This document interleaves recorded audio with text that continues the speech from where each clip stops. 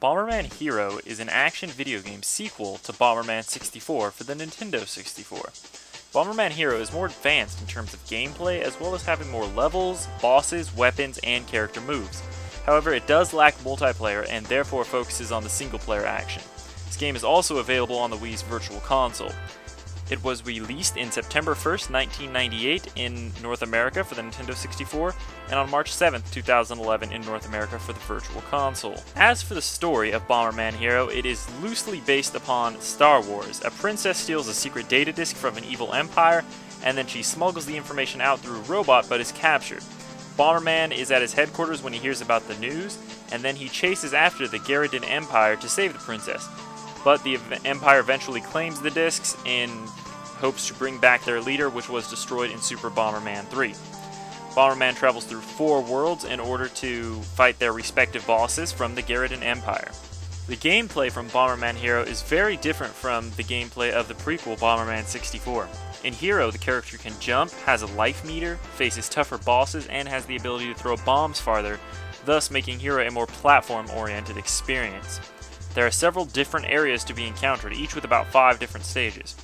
A unique feature is that it's possible to play with an extra advancement such as a jetpack or a submarine. There are also several different types of bombs in addition to the regular ones. Ice bombs turn enemies into a block of ice which can be moved around and used to jump to get to higher places. Salt bombs only harm slugs, which cannot be harmed by any other means.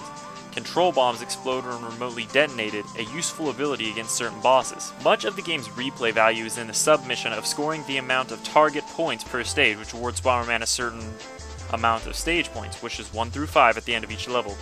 You can re-enter the stages as often as you like in order to secure the highest possible score within the stage. Medals are awarded on a per-planet basis, awarded based on the total number of stage points at the planet's completion. You can get either red, blue, bronze, silver, or gold ranking.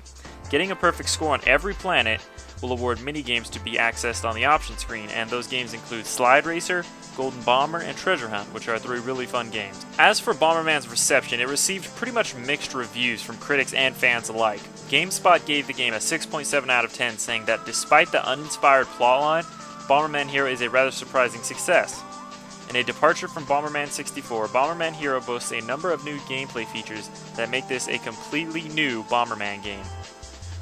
On a mixed review, IGN heavily criticized the lack of multiplayer mode, giving it a 6 out of 10 and stating Nintendo and Hudson serve up a decidedly average 3D Bomberman sequel without a multiplayer mode. Mario Golf is a sports game developed by Camelot Software Planning and published by Nintendo for the Nintendo 64 in 1999. The game was released on October 20th, 1999 in North America on the Game Boy Color, and was originally released on June 30th, 1999 for the Nintendo 64 in North America.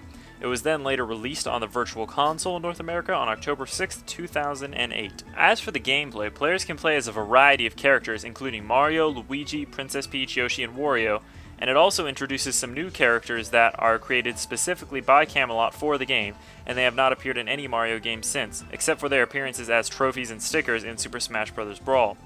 Players then select from a number of courses which have features adapted to the Nintendo world.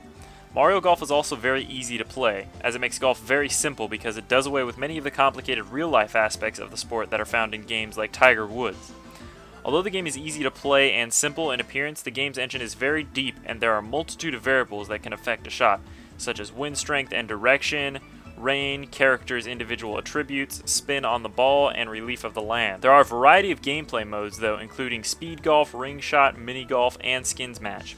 Every character in the game has recorded voice samples which can be used to comment on opponents' shots.